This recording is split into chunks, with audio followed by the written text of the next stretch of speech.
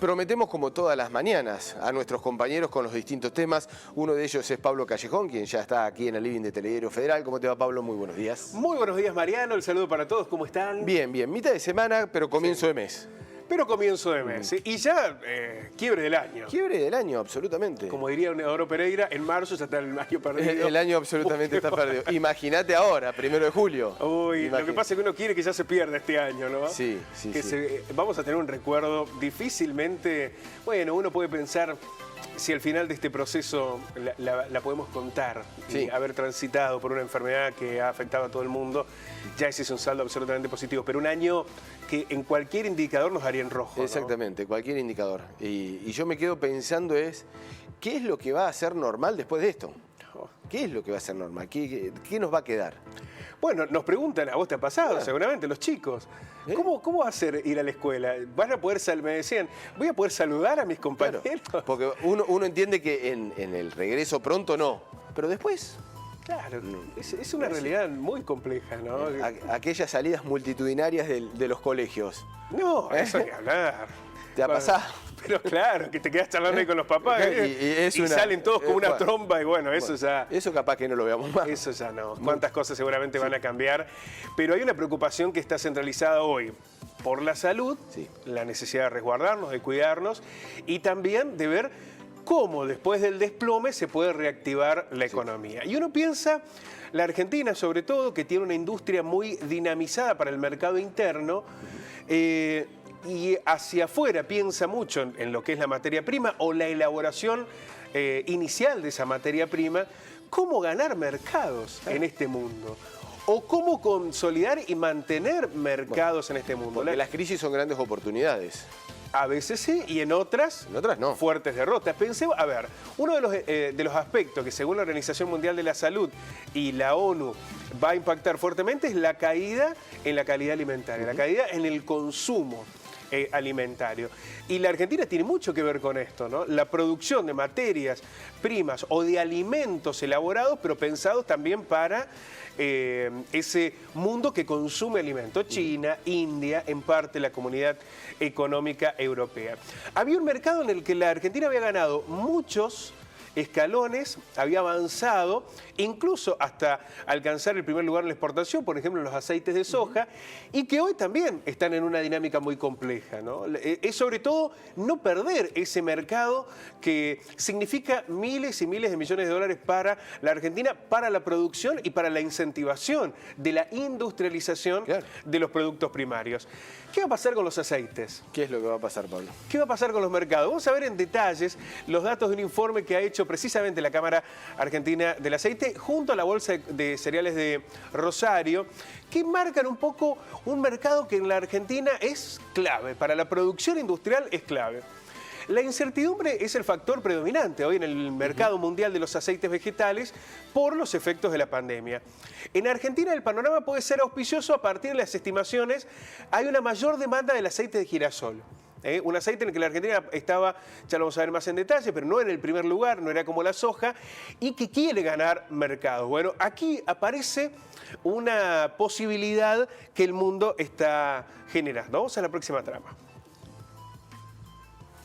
Esta es la primera vez que decrece la economía desde la crisis financiera del 2009. Y es tan severa, porque, a ver, para tomar magnitud de lo que nos está ocurriendo, que se habla de caídas del 8-9% en economías como China y Estados Unidos. Claro.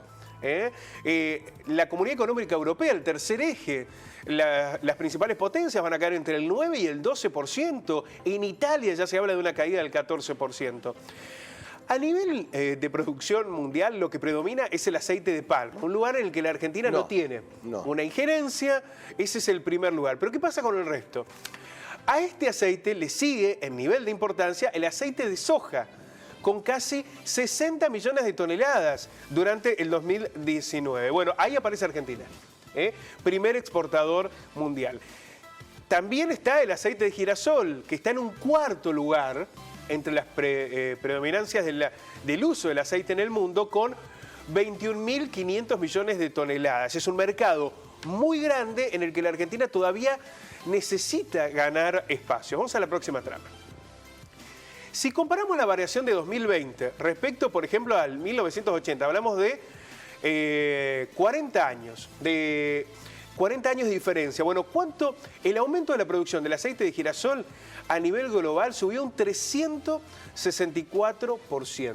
Mirá la importancia que fue teniendo en 40 Absolutamente. años. Son mercados. Que parece poco, pero parece mucho, pero en realidad es muy poco a la historia de los mercados. Absolutamente, pero pensemos que ese 364% implica un cambio en la producción, claro, en las dinámicas industriales. No es que de golpe se abrió el mercado y vos tenés allí una chance. No. Tenés que ir generando condiciones, ganar precisamente, competir con otros países. Es muy complejo esa variación. Por eso cuando se habla de un 1 o 2% en el que vos ganás en el mercado mundial, es muchísimo. China volvió a comprar muy fuertemente aceites y otro tipo de productos como por ejemplo el poroto de soja, cuyo mayor proveedor en mayo fue la Argentina, incluso por encima de los Estados Unidos. Aquí hay una variable. Esto a veces tiene que ver con cuestiones estacionales, cómo se da la cosecha, las cuestiones climatológicas. Vos podés estar en el primero o en el segundo o tercer lugar dependiendo de esas cuestiones que tienen que ver con el año. Ahora, ganar ese espacio en China, en este contexto, que la Argentina se convierta en el principal proveedor en mayo, es un golazo. Sí. En términos futboleros es un golazo lo que se puede lograr. Lo que sucede es que ya se habla de la posibilidad de una segunda ola de la pandemia, de cómo la restricción económica va a terminar influyendo en los niveles de consumos medios y bajos en China, que son los que necesitan de este tipo de productos, ¿no? Los consumos más altos que tienen niveles de consumos ya occidentales. Bueno, está visto que China aparte es la panacea. Claro. Es el mercado que todos pelean. China y aparece aquí India. India también. India también, por la cantidad, por la población y porque además ya no es un proceso industrial que tiene tantas desigualdades, sino que se intenta incorporar al sector más empobrecido de India. Vamos a la próxima trama. Argentina le vende precisamente aceite de girasol, sobre todo a India. Mira. El objetivo es ganar otros mercados. El aceite de girasol en el mundo es el cuarto aceite con mayor cantidad de venta. Bueno, por ahora es India. Son casi 260.000 toneladas para este gran comprador internacional y principal importador mundial del aceite de girasol. Poder avanzar sobre el mercado indio también es otro elemento sustancial en esta lógica que se impone para la producción de aceites. La Argentina exportó en el 2018, fíjate los montos, 2.890 millones de dólares de aceite de soja. Un volumen que ubicó al país al tope del ranking mundial, con una participación del 46% del mercado. No es solo que estamos primeros, tenemos casi la mitad. La mitad del aceite de soja que se vende en el mundo es argentino. En el 2020 ingresarían 26.300 millones de dólares al país por exportaciones de los principales granos, derivados y biodiesel. A ver, esta estimación es de enero. Se decía, en enero van a ingresar 26.300 millones de dólares. ¿Y qué hacemos con esto ahora? Por lo que vendamos en granos, claro. Derivados, ahí aparece el aceite y el biodiesel.